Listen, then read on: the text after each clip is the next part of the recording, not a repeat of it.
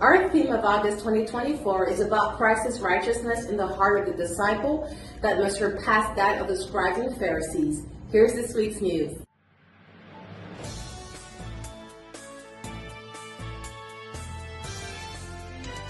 Our theme is based on Matthew 5:20 and Matthew 7:21.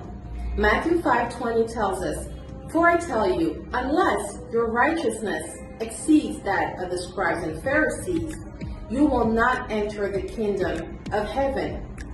We see that a man's righteousness must be more than the righteousness of the scribes and Pharisees in order to make heaven. The scribes and Pharisees were experts in Jewish law, but they often applied it in a superficial and hypocritical way. Matthew 7:21 tells us, "Not everyone that said unto me, Lord, Lord, shall enter into the kingdom of heaven, but he that doeth the will of my Father, which is in heaven." God's righteousness enables us to do God's will, which is to build us up from our hearts in which there is iniquity.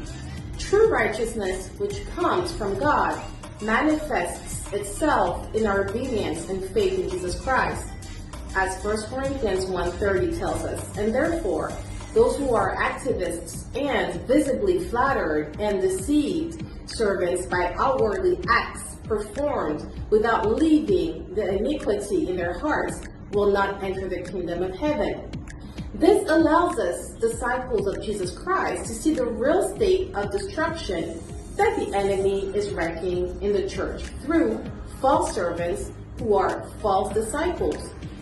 Denouncing what is false is not to condemn, but aims at preserving the truth.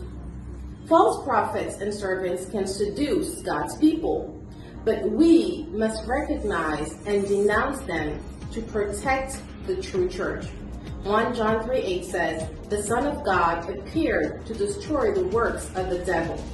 Jesus came to destroy the works of the devil and save men.